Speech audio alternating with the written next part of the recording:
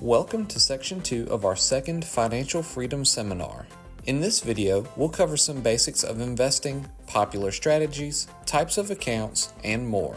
In previous videos, we've discussed important financial priorities to handle before stepping into investments. One of the best ways to decrease risk when investing is to make sure you have the proper foundation in place before you begin. If you haven't reviewed our other videos yet, please feel free to view them at this time. Alright, let's get into the material.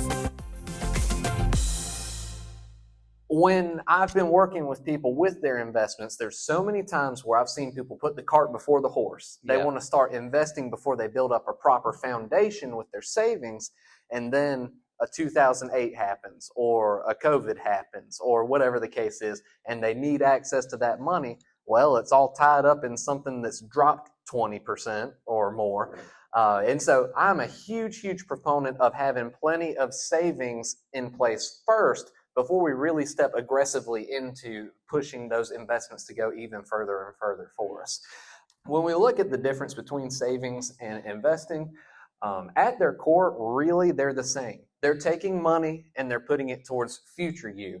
The biggest difference as far as how we need to structure everything is really, honestly, it's just time. So how long do you have before you need that money again?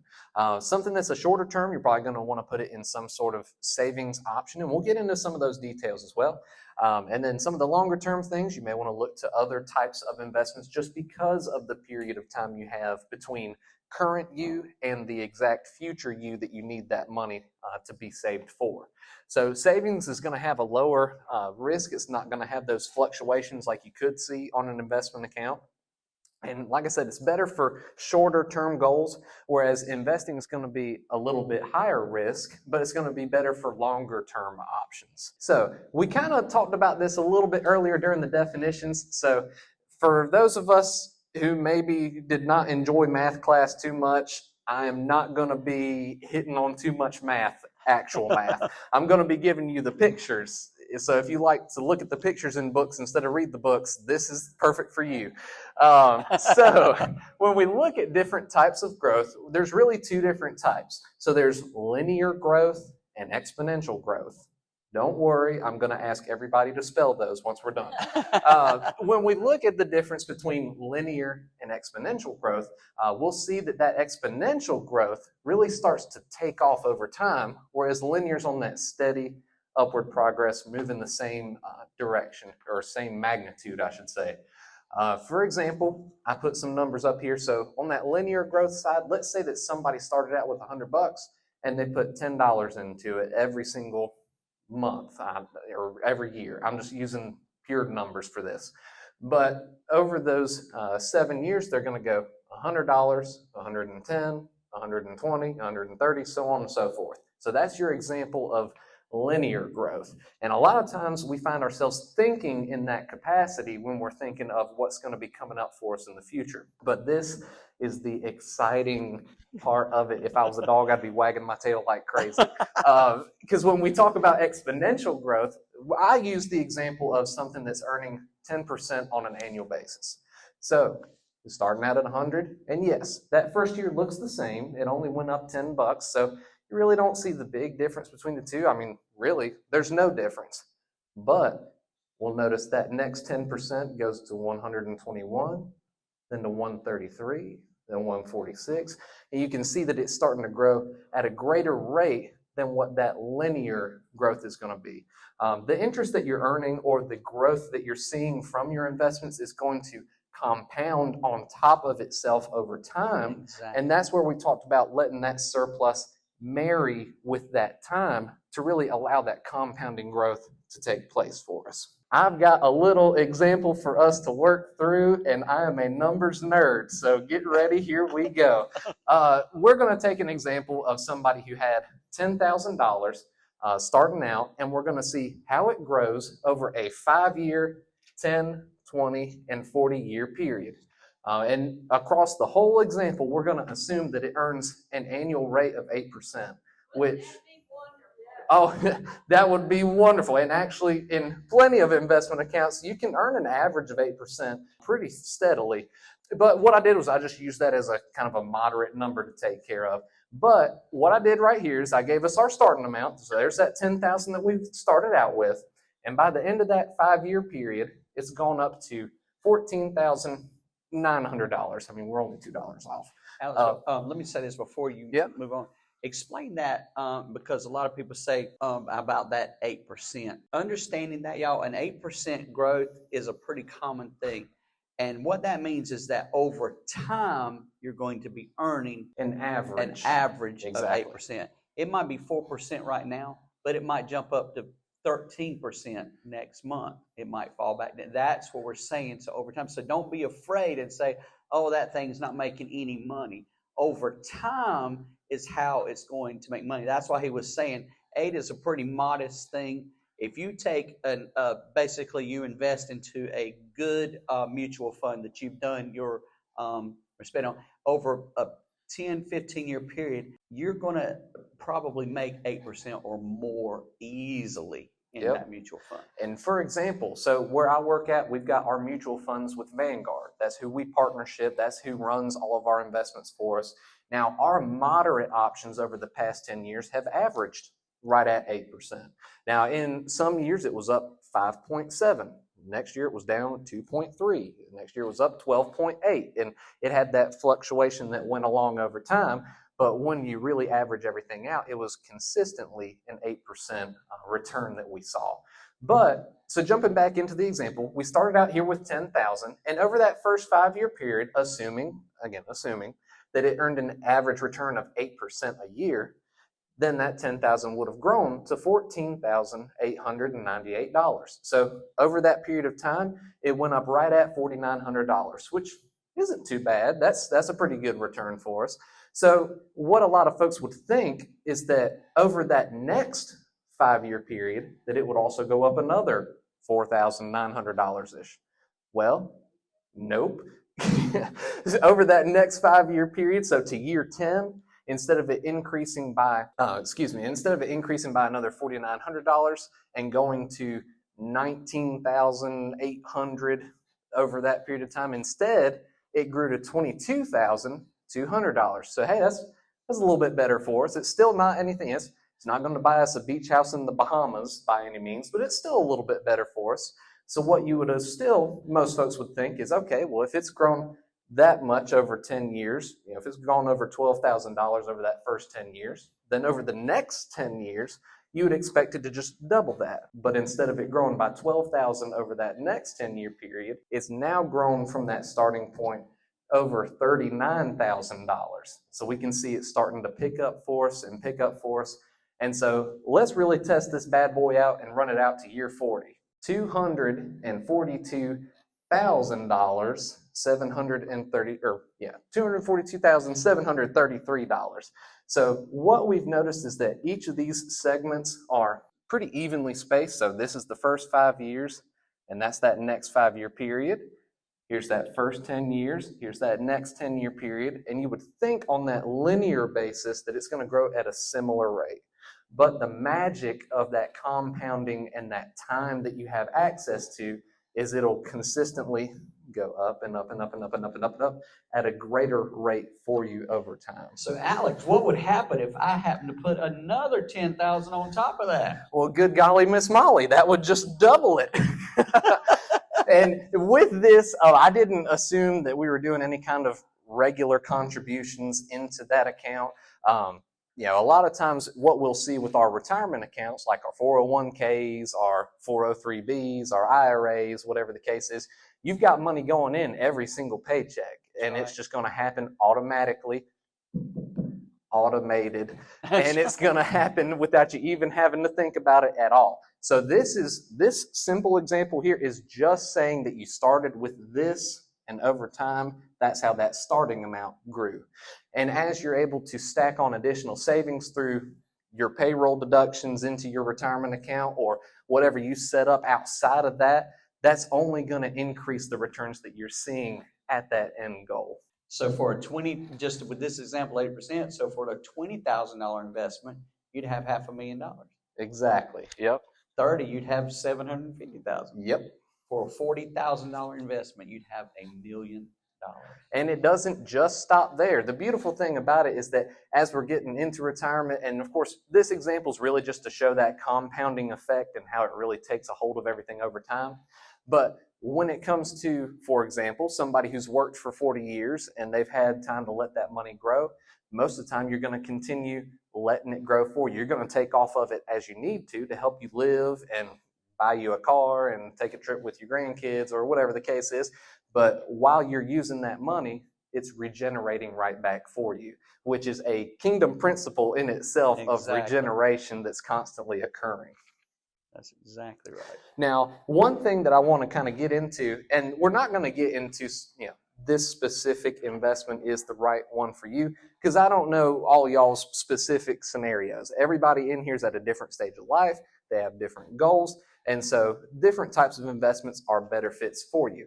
When we look at different types of investments, we can really break them into three different categories. You've got your cash, you got your bonds or CDs, and you got your stocks.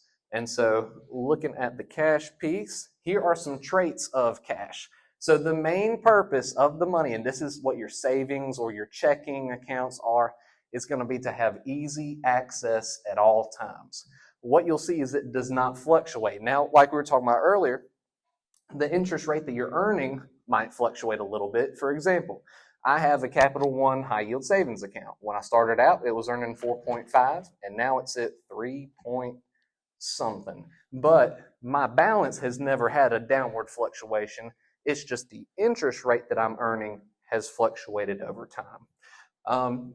Let's see. Now, of course, it is good to draw some interest on it, but again, that's not the main priority of this money. Main priority is to have that access in case if you need it. And it's usually best for things like your emergency fund, your upcoming expenses, different things like that. We had already mentioned this earlier, but Jesus himself said that we are going to face trials and tribulations. So it would be, and I'm just going to say this as plainly as possible, it would be kind of foolish for us to not think, okay, something's going to come up to me. Who in here has had everything work out exactly like they thought and had no surprises whatsoever? Nobody. So there is always something new that's going to come out for you. It could be a flat tire. It could be somebody going to the doctor. It could be your dog had to have surgery. I don't know what the case is. But you always need to have money stashing up for you so that you can handle what kind of emergencies are going to come your way.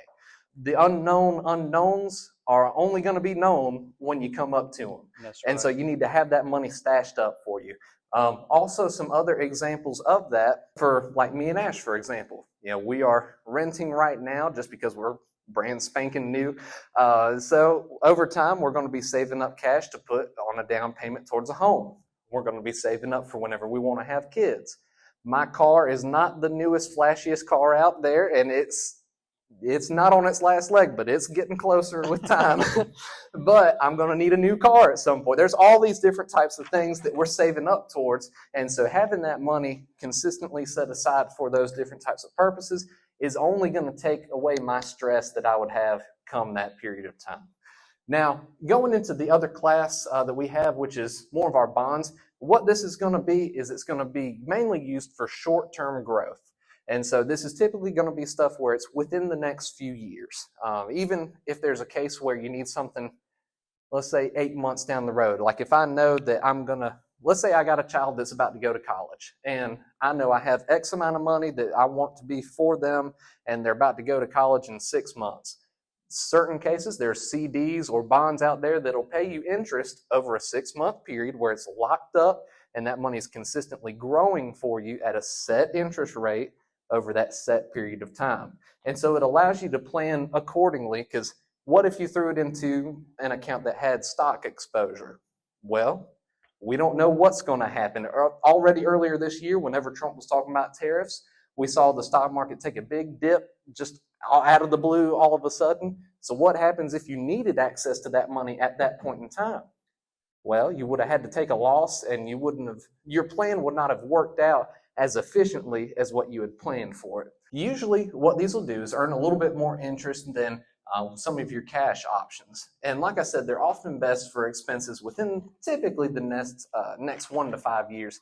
But the key thing about these is they can help you plan very appropriately, because you can set them up for a certain period of time where they're going to earn you a set interest rate. They're not going to drop like your savings account might drop the interest rate. It's always going to be locked in at that certain amount that you're earning, and it helps you really have a stable piece of your plan that you know is exactly going to work out like it's supposed to. Hey, Alex, do these compound also? They can. In most cases, they can. Certain options, and that's, again, you just need to read the fine print and discuss it through with whoever it is you're working with, because certain options might not compound. Others do. You just need to do your research and discuss it with the professional you're working with. Stocks. This is the sweet spot. I love a good old stock. So the main purpose of these is going to be for our longer term growth. So the biggest key part about all of these types of options is knowing what goals you have. So for example, I'm 25 years old and retirement's a good little way away from me unless the Lord drops a lottery ticket on me. But with that being said, I have money going into my 401k at work, where it's going to automatically be put into options that have some stocks because they are geared towards that longer growth down the road. If it dips, that's not the purpose of it right now. My purpose is for 40 years down the road. It's not for right now. So I can let it dip or move and groove for me, and I don't have to be stressed out, because that's not the goal of that money to be available right now. It's for way, way future me. Okay, so looking at this, what he's just explained is 3 areas of investment for you. You've got your cash, you've got your bonds, and then you've got your stock trades. Look, going back to bonds real quick, this is your CDs. Everybody's heard about putting money in a CD. And the way that works is this. Let's just say that the bank is offering a 12-month CD, and you have got $5,000 to put in, and you don't need that money at all. Yep. But you can put it in that CD for 12 months, and they're going to guarantee you a 7% interest rate, which would be amazing. In that We're not seeing that right now, by the way. But in that next 12 months, they were going to pay you 7%, and in a lot of cases, they compound that interest on top of itself for the next 12 months. So after 12 months, you come and you get every bit of that money. You get your original investment of $5,000 plus all the money that it earned on top of it. It comes to you. So it is a very, very good. It is a very safe investment, because most of the time it is a guaranteed interest rate. So it is a very, very good investment. So you've got cash, you've got bonds, you've got stocks. And a lot of times you're like, man, which one should I go with? Which one should I go with? So what Alex is about to tell you is this: all of them. Go with every one of them. Go with every single bit of it. Cash, like I said, is going to be what I usually like for folks to build up first, so that they have those emergency savings set in place. And I didn't mention this earlier, but this is a very interesting part to think about. For example, let's say you've got your money sitting in a savings account that's earning 2%, and you can earn more than that right now, but I'm just saying, let's say it's earning 2%. Well, let's say you've got Billy Bob Joe, who has thrown all of his money into a stock, for example. Let's say y'all are both going along, and yes, yours is only earning 2%, and maybe his went up 15%. He feels like he has just smoked you as far as the growth that it's had.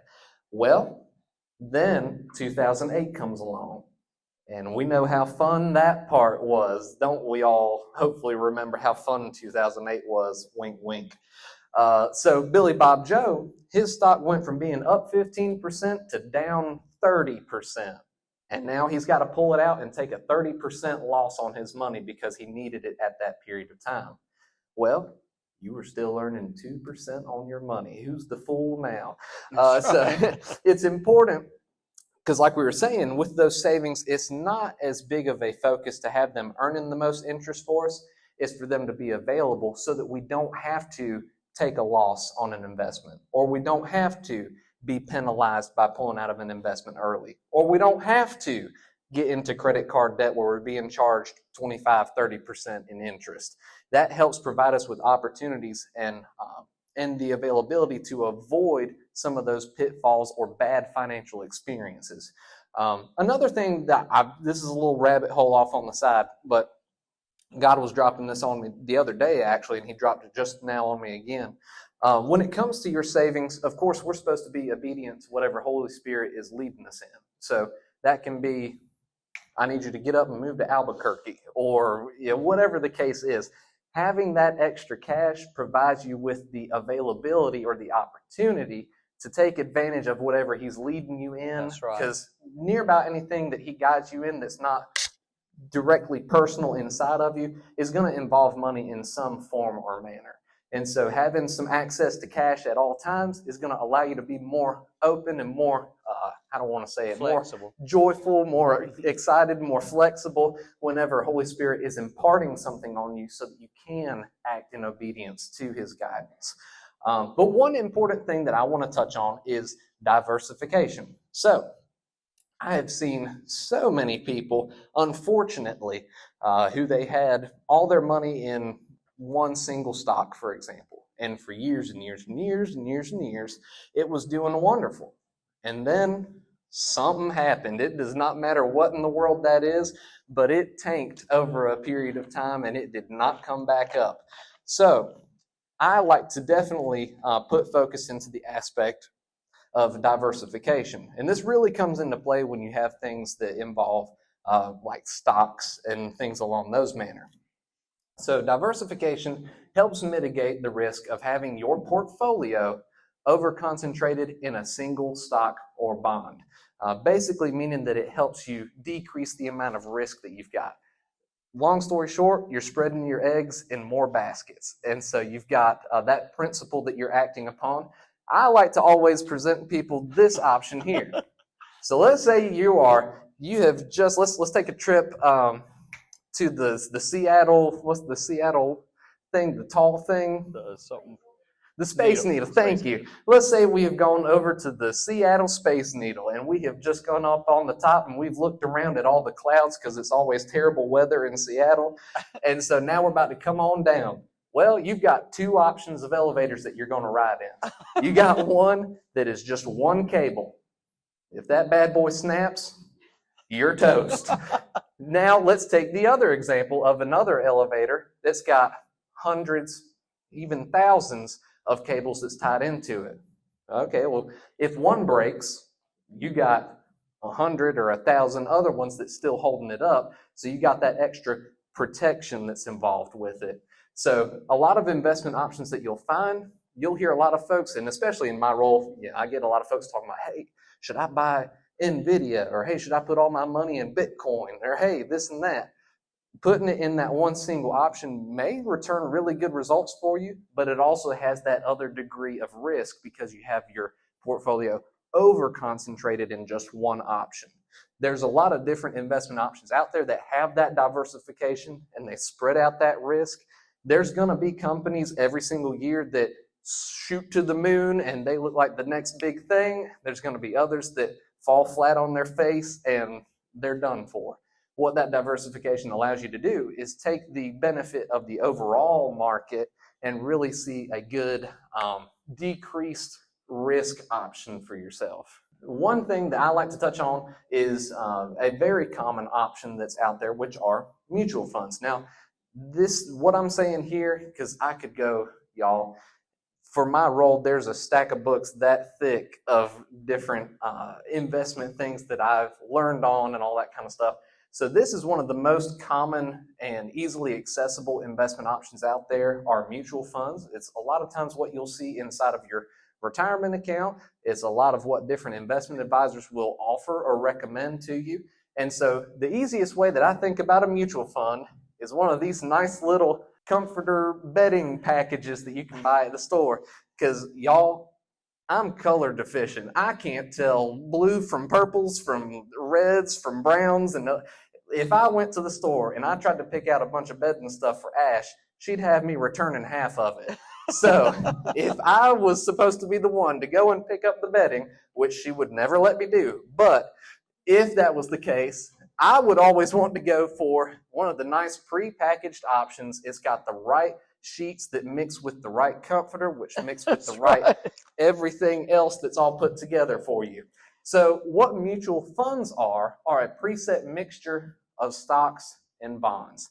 And so whatever professional you're working with, they'll help you go through different things to figure out what's going to be the best option for you specifically. Some folks are a little bit more aggressive with how fast they're trying to grow their money, and they're willing to take on additional levels of risk. Other folks want to be a little bit more conservative, and neither of those are wrong. They're both working towards that same goal. It's just how aggressive or how conservative somebody wants to be. So when it comes to mutual funds, what you'll typically see is the more stock portion that it has inside of there, the more aggressive it's going to be. That means that over the long run, they've averaged higher returns, but they also have lower dips that could come into play in the meantime. Whereas a mutual fund that has more bonds in it is going to be a little bit more stable. It'll still see some ups and downs that come into play, but not to the same magnitude as what you would see in something that has a little bit more stock exposure. We have the main 3 tax buckets that your types of investment accounts could fall into. And when we talk about diversification, we can talk about it in multiple different areas. You can talk about how you've got your specific investment that's diversified. It has thousands of stocks and bonds that are all mixed in together. But as far as your overall portfolio, you can also have diversification as far as where your money is placed at. So it really falls mainly into 3 different types of tax buckets. You've got your taxable accounts, or I like to call them retail accounts. We've got your pre-tax or traditional accounts, and then your post-tax or Roth accounts. And we got a little figure here that we're going to run through in just a second. Now, how these differ from one another is you have really 3 different phases. So you've got the going in phase where your money is going into the account, and that's usually talking about that tax year that it's going into it for you. You've got those years while that money is inside and growing for you, and then you've also got that period of time where you got your money going out and going into your checking account, your savings account, whatever the case is. So when we look at the 3 different types of accounts, they all function a little bit differently through those 3 different phases. So first off, let's take a look at that taxable account. Now, it does not provide a bunch of extra advantages to you as far as taxes are concerned, like some of these 2 other accounts, but it does provide a little bit more flexibility. So, make sure to discuss all that with your professional when you're meeting with them so that you can get a good understanding. What we're focusing on right now is just to kind of give you an understanding of how they differ from one another. But for different types of goals, it'll require different types of accounts. While that money is inside, it could be taxed on any income that it earns, or if you realize some of those capital gains, if you lock it in by selling something, that can generate taxes for you while that money is still inside of it. And then going out, it works on the same manner. You're taxed on whatever dividends or income that it distributes to you. And if you sell any gains, that could also add to your tax bucket. So that's going to be important to take into account. Now, when it comes to the 2 tax advantaged accounts, we're going to look at the differences here between them. As far as that inside column, while the money is inside and growing for them, they really act the same. They're not going to have any taxes due on anything that's moving and grooving inside of the account for you as long as it's still inside of there. So that's where you'll see your IRAs, your 401ks, your 403bs, all those different types of accounts. As long as it's still inside of there, you could make $1 million in capital gains, and it's not going to matter one bit. But where they differ from one another is on the going in and going out phase. So for example, let's take a look at your pre-tax or traditional accounts. And when I'm saying traditional and Roth, you would just add that on the beginning of whatever account type it is you have. So for example, with a 401k, you could have a traditional 401k or a Roth 401k. And really what that does is it helps the IRS know which way that it needs to be taxed or give you an advantage on. But let's look at the going in phase. So on a pre-tax or traditional account, you typically get a tax advantage or deduction. Really what that's meaning is that you pay less taxes in the year that you put it in there. So that's beneficial for a lot of folks. But whenever it's going out of the account, typically you're going to get taxed on that money just as if you had earned it that year. It's going to be taxing you at whatever your tax rate is. Now on post-tax or Roth accounts, they're the flip. So they don't give you any advantages in that year that you're putting it in. Of course, you're going to be taxed on your income that you've earned or that you've been paid out, but you're not getting any deduction on your taxes. Now, whenever you get to the age of 59 and a half and you've had it for at least 5 years, then every single penny in that account is going to be tax-free. Somebody dance, because that is a beautiful thing. Yes. But like I said, it's good to have a nice balance between those three, because as you're getting to these points, you can help strategize by pulling out of a certain amount out of this account and a certain amount out of another to help keep yourself within a minimal tax bracket. When we're talking about these, and I'm going to get super basic here, so this will hopefully simplify everything. This is going to be very redneck, but when we're talking about the different types of accounts we have, you can think of them almost like a cookie jar. So that's what is structuring the account. That's how you know how it's taxed or how it is not taxed. The investment that you have inside of the account is its own different thing. So like your CD or your mutual fund or your stock or your bond or whatever the case is, that is what's inside of the account, growing that money at a greater rate for you. The account itself is just dictating at what point or what phase you're getting taxed on that money. Does that help clarify? Okay, cool. And Alex, Yes, ma'am. also to follow up on that, also if the CD had say it has a 12-month or 2-year CD, once it matured, that money would come out.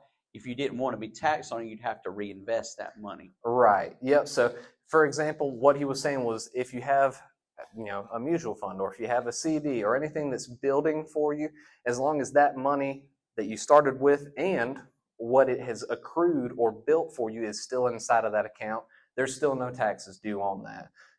Does that help answer? Okay, cool. Talk with your professional when y'all are working all that stuff out. Yeah, they'll be able to sit down and draw things out with you and answer exactly any questions that you've got while you're planning that investment process. So that'll be the best way for you to go about it. Yeah, just make sure that you have a very detailed discussion with them so that you work out any wrinkles that you maybe have in your understanding of how that process is going to go.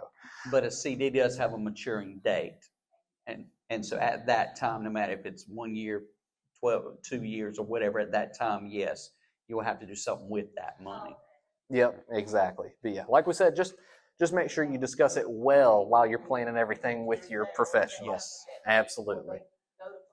They absolutely will. They better be notifying you, otherwise you ain't with a good spot. I'll tell you that part. Yeah.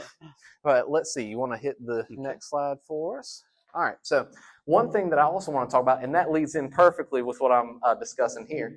So make sure whenever you're discussing any investment options or any just basic account information with whatever professional it is you're meeting with, make sure that you get all the details of any expenses that you might see. Like I said earlier, every single account is supposed to have or every institution and every single account should have their different disclosures and information that provides you up front with any types of fees that you could see. If anybody's trying to hide that from you, run.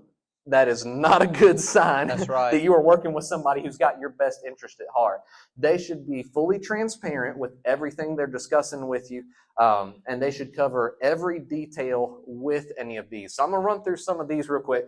You'll typically see some account level fees, which just discuss any kind of maintenance fees you'd see with an account, or any like transfer or closeout fees. So those are some of those examples. You'll typically have investment or fund fees. So those will be those management fees, or typically with a mutual fund, you'll see something that's called an expense ratio. That's how much that they keep every year of that growth so that they keep their operation running for you.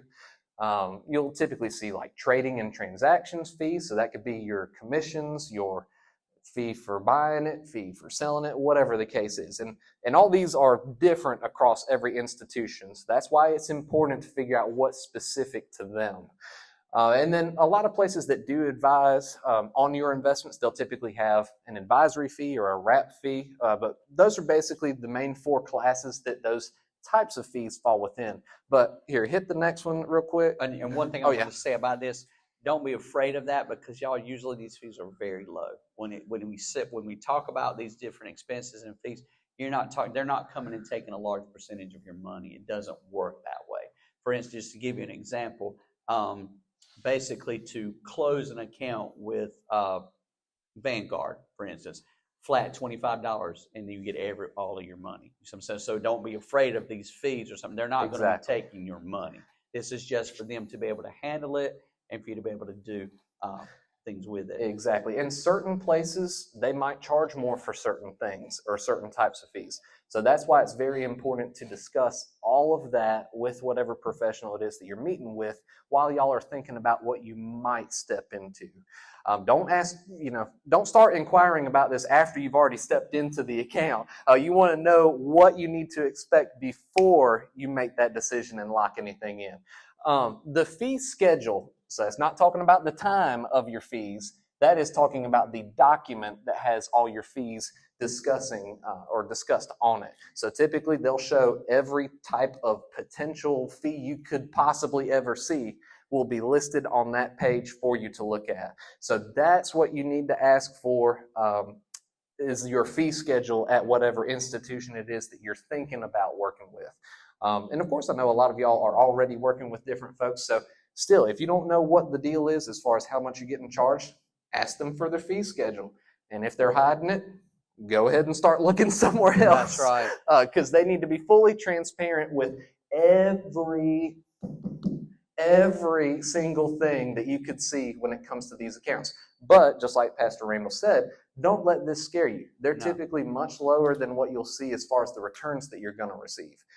They do a lot of upkeep and making sure that your investments stay the right course. When it comes to advisory fees, they should be advising you on things that are going to help you save a lot of money or make a lot more money than what it is that they're collecting.